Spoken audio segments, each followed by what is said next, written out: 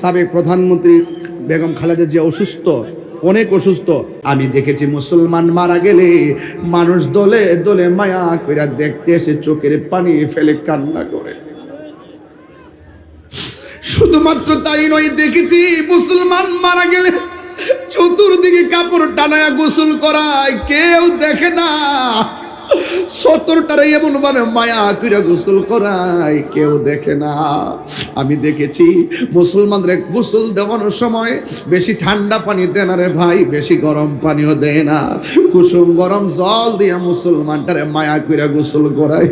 আমি যখন দেখেছি মুসলমানরা এমন ভাবে মায়া কইরা তারে নতুন কাপড় পরা আর গায়ের মধ্যে আতর লোবান পরাইয়া হাটের মধ্যে শুয়াইয়া কাদের মধ্যে কইরা জানাজার ময়দানে কি সুন্দর করে দাঁড়ায়।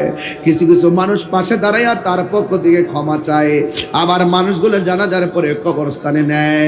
ওই কবরের মধ্যে যখন শুয়াই, 2জন 3জন কবরের মধ্যে নামে গো, ডিল মাইরা ফালায় না, কত মায়া মায়া মায়া করে কবরের মধ্যে শুয়ায়। আবার মাটি চাপা দেয় না, বাঁশগুলো উপরে বিছাইয়া দেয়, আবার চাটিগুলা বিছাইয়া দেয়, আস্তে আস্তে করে মাটি দেয়। এত মায়া মায়া, এই মায়া দেখে আমি অনুভব করলাম ইসলাম ধর্মটা বড় মানবতার ধর্ম। এরপর থেকে আমার ভিতরে এমন একটা যন্ত্রণা শুরু হয়েছে যে ধর্মের মধ্যে এত মায়া।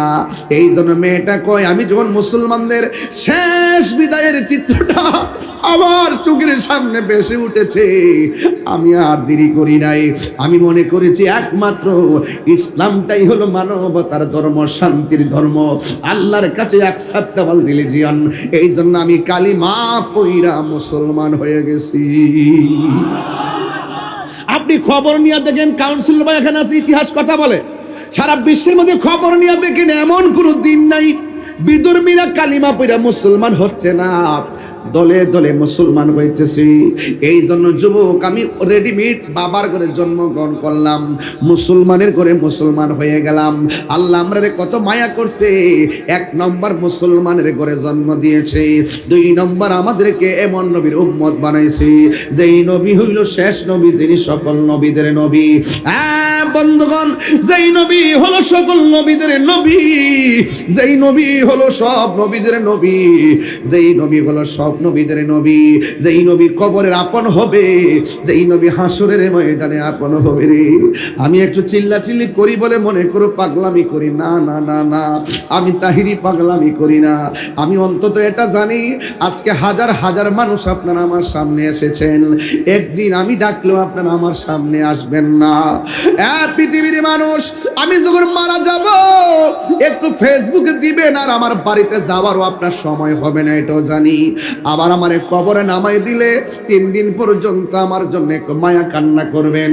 3 দিন পরে আপনি কেন আমার ঘরের পরিবারে আমাকে ভুলে যাওয়া শুরু করবে।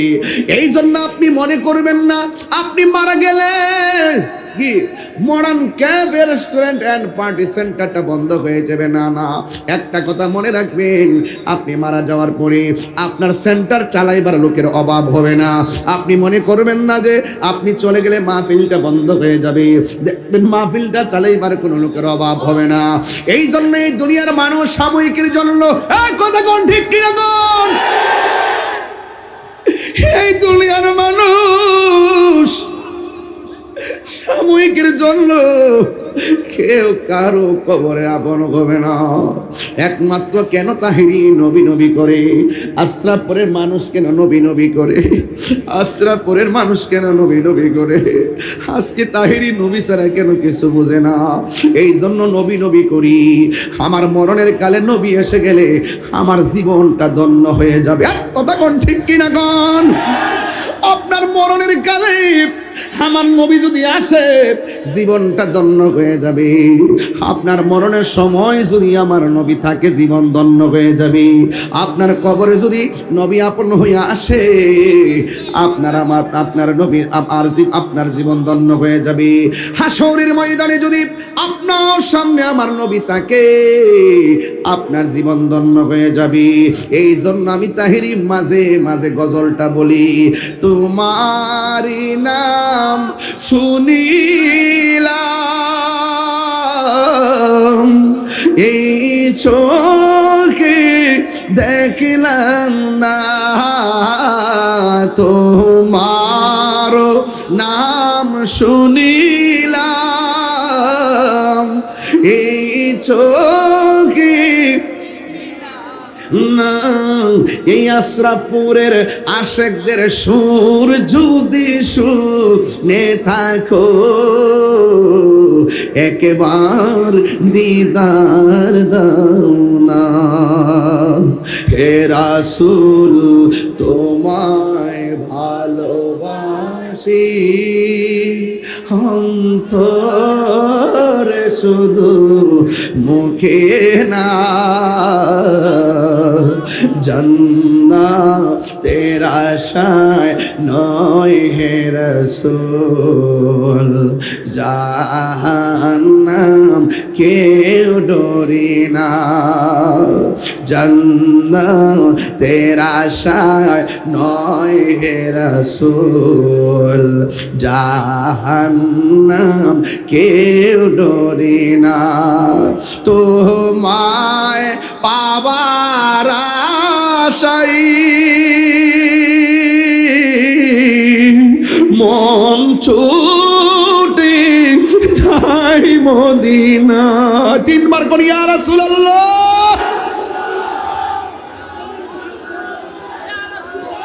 তোমারি নাম শুনিলাম,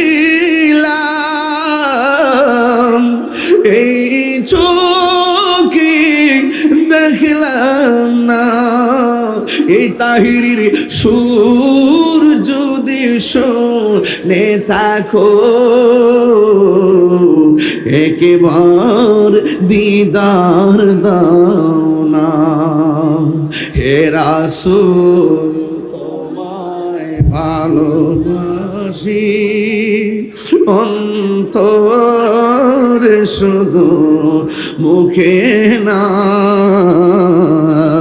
জান্নাতের আশায় নয় হে রাসূল, জাহান্নাম কেউ ডরি না। সবাই জান্নাতের আশায় নয় হে রাসূল, জাহান্নাম কেউ ডরি না। জোরে জোরে কি সুবহানাল্লাহ বলা যাবে না? আমি বলেছি বাইরে একদিন চলে যাব, কবরের দেশে চলে যাব, কিন্তু ভয় করব একজনকে। জবান খুলে বলেন তিনি কে? আল্লাহকে ভয় যদি করেন, আপনার ডানে মুসিবত আসবে, বামে মুসিবত আসবে, কিন্তু অন্তরে যদি আল্লাহর ভয় থাকে, রক্ষা করার মালিক কে? ওয়ালামু আন্নাল্লাহা মাআল মুত্তাকিন। আল্লাহ বলে, ও পৃথিবীর মানুষ, তোমরা জেনে রাখো, তোমাদের ডানে বামে যদি কেউ না থাকে গো, আমি আল্লাহ রাব্বুল আলামিন তোমাদের তাকওয়ার কারণে আমি আল্লাহ রাব্বুল আলামিন তোমাদের সাথে রয়েছে। জোরে বলেন সুবহানাল্লাহ। এই জন্য একটা পাগল, সবাই কন্যা, একটা পাগল, সব পাগল পাগল না, কিছু পাগল এমনও আছে যারা আল্লাহ নবীর প্রেমে দিওয়ানা। কথা বলেন ঠিক কিনা? যারা আল্লাহ নবীর প্রেমে দিওয়ানা। একটা পাগল, সে আমার আল্লাহরে এমন ভয় করতেন, আমার আল্লাহরে এমন ভাবে ভয় করতেন, তারা ইচ্ছা মতো মারলেও সে আল্লাহর জিকির ছাড়ত না। আপনারা জবান খায়া খুলে কন, আমার পূর্বের আলোচক বলে গেছি, কিছু কিছু মানুষ আছে বান্ডেল দিলে ইমান বেচ চালায়। কথা কন ঠিক কিনা? সুন্নিরা কি টাকার কাছে ইমান বেচে? চেয়ারের কাছে ইমান বেচে? না না না, কারণ সুন্নিদের ভিতরে হযরতে বেলালের চরিত্র আছে না নাই?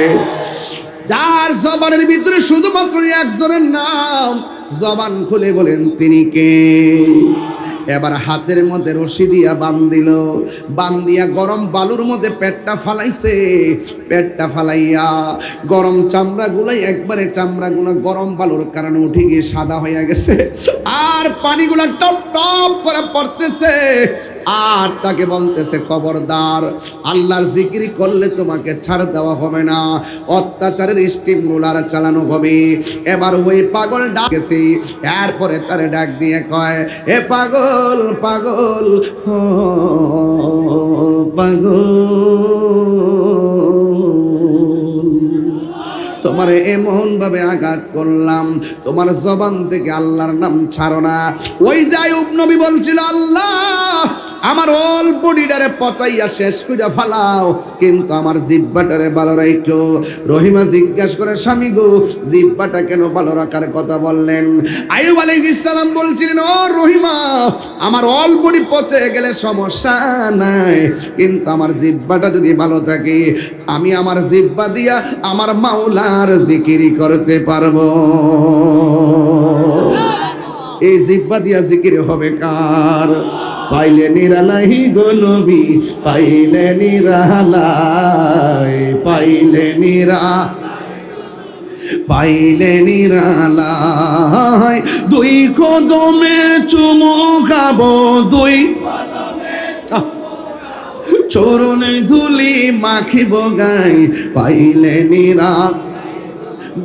পাইলে নিরালাই, পাইলে নিরালাই গো নবী, পাইলে নিরালাই। আমার নবী নূরের নবী,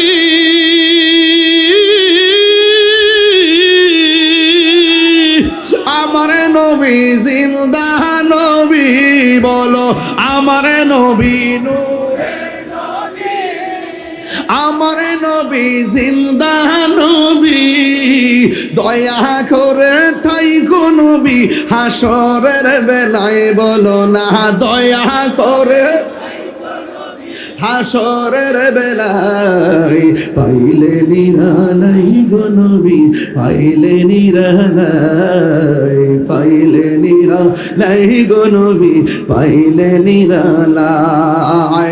কঠিন হাসরের কে তরাবে নবী বিনে, কথা কোন ঠিক কিনা গো? আমার নবী সুপারিশ করার ক্ষমতা আছে না নাই? বাংলাদেশের একজন মৌলবী, নামটা কইতাম নি, নাম হইল কি জানেন? আব্দুর রাজ্জাক বিন ইউসুফ, আহলে হাদিসের বড় হুজুর। সে বলতাছে হাসর মাঠে নবীর সুপারিশ করব দূরের কথা, নবীর জান লইয়াই নাকি ঠেলা ঠেলি, এর থুতা আমার জুতা।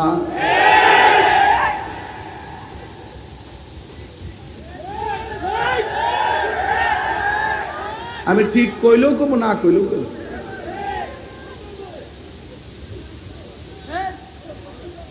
আবার কি বলে শুনেন, কয় নবী হাসরের মাঠে নাকি বলবেন, আমার নেকের পাল্লা ভারী হয় নাকি বদের পাল্লা ভারী হয়, নাকি নেকের পাল্লা ভারী হয় নাকি বদের পাল্লা ভারী হয়, নবী নাকি নিজের গুনার জন্য নিজে পেরেশানিতে থাকবেন। এই কথা যদি বলে, আপনি কি তারে বড় হুজুর বলবেন? তার পিছনে নামাজ পড়বেন? তাকে আপনি সেলিব্রিটি বলবেন? তার অনুসারী হবেন? আরে বাবা, যদি আমার বাবা যদি নবীর বিরুদ্ধে বলে, ওই বাবাকে আমি তালাক দিতে রাজি আছি, কথা বলেন ঠিক কিনা?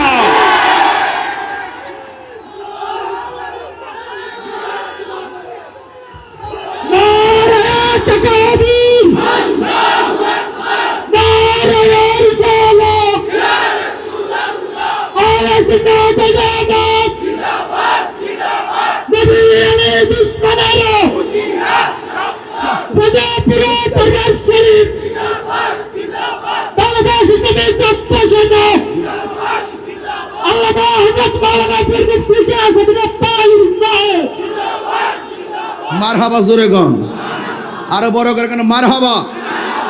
তা আমার নবী কি নিজের জন্য পেরেশান থাকবেন নাকি উম্মতের জন্য? কথা কি রাইট বলতেছি?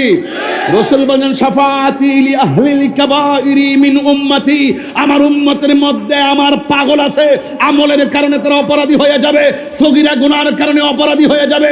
রাসূল বলেন, শুধু সগীরা গুনাহ নয়, তারা যদি কবিরা গুনাহও করে, আমি রাসূল তাকে সুপারিশ করে জান্নাতে নিয়ে যাব। আমাদের গুনাহ আছে না নাই? নামাজ যে পড়ছেন কবুল হয়েছে কিনা জানেন? রোজা যে রাখছেন কবুল হয়েছে কিনা জানেন? এখন আল্লাহ যদি হাসরের মাঠে বলে, তাহিরি তোর নামাজ কবুল হয় নাই, তোর রোজা কবুল হয় নাই, তোর জিকির কবুল হয় নাই, তাইলে আমি কি নিয়ে উঠবো? আল্লাহকে বলবো, আল্লাহ নামাজ পড়েছি, হয়তো ত্রুটির কারণে, শয়তানের ওয়াসওয়াসার কারণে মনটা বসাইতে পারি নাই, কিন্তু আমি চেষ্টা করেছি।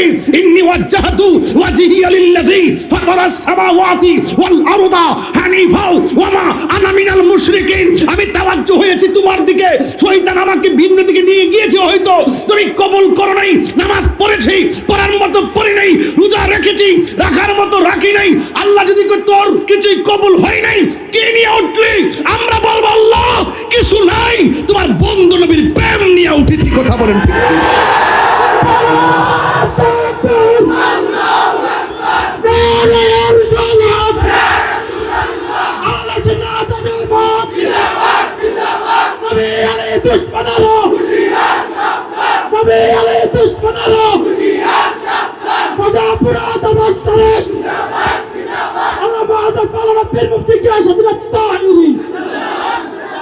নবীর প্রেম আছে না নাই?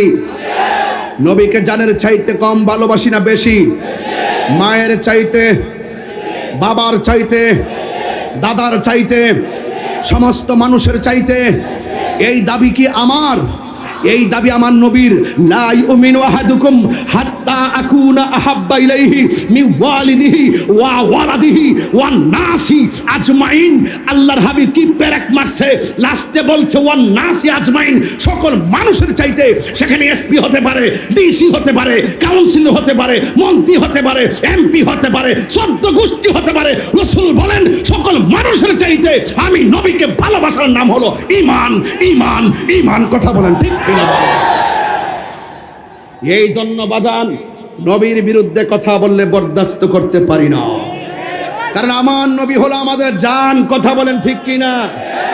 নবী আমাদের কি জান, আমরা জীবন কুরবান করে দিতে পারবো। আল্লাহর হাবিব হাশরের মাঠে সুপারিশ করবে, এটাই আহলুস সুন্নাত ওয়াল জামাতের আকীদা। আল্লাহর হাবিব কবরের ভিতরে সশরীর মুবারকে থাকবেন, এটা আমাদের আহলুস সুন্নাত ওয়াল জামাতের আকীদা। আল্লাহর হাবিব আল্লাহ প্রদত্ত ক্ষমতা বলে হাজির ও নাজির, এটা আহলুস সুন্নাত ওয়াল জামাতের আকীদা।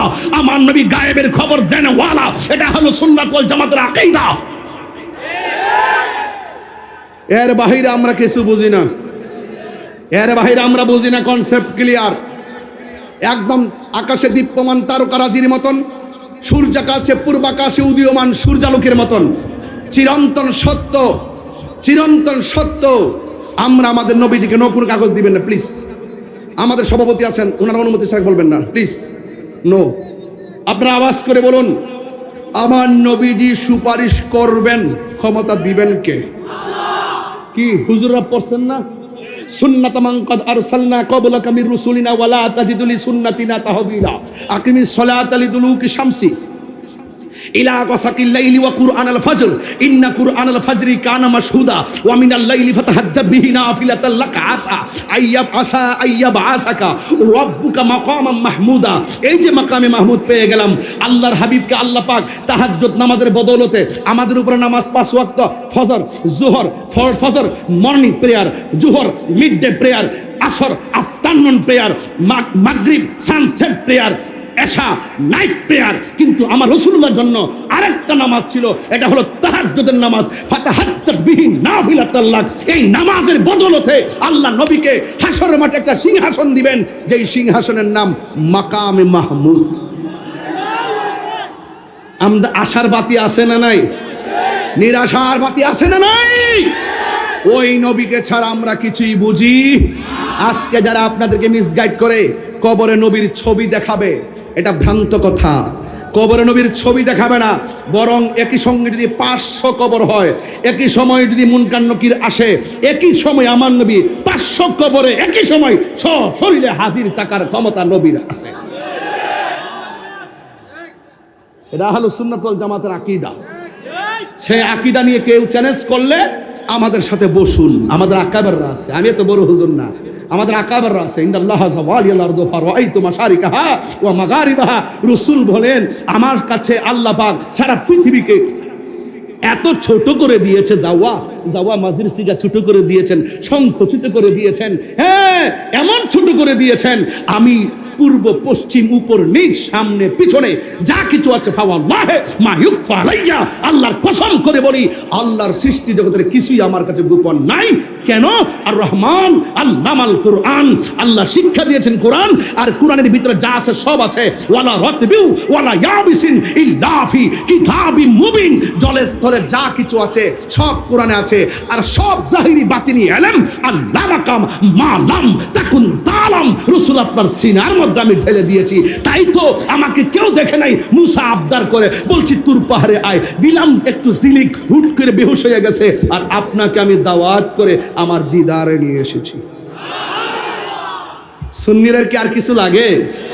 আমি এইভাবে ওয়াজ, এই বিষয় নিয়ে ওয়াজ করি না, দলিল আদিন নিয়ে একটু কথা কম বলি। আজকে বলার উদ্দেশ্য হলো আমাদের এই প্রজন্ম জানতে হবে, জানাতে হবে, জানতে হবে। খবরে ভাই একটা কথা কই, মানুষ বড় স্বার্থপর, মানুষ বড় বেঈমান, মানুষ বড় নিষ্ঠুর। দেখবেন বিপদে, বন্ধুটা বিপদে পড়ে গেছে, হুট করে মোবাইল বন্ধ করে ঘুমাই দিছে। দেখবেন আইসিইউতে যাওয়ার পরে দেখবেন তারা দেখতে যাবে না, গেলে ফল নিতে হবে, আর না হয়তো বিপদে পড়ছে টাকা চাইতে পারে, ক্রাইসিসে মানুষ নিজেকে গুটায় নেয়।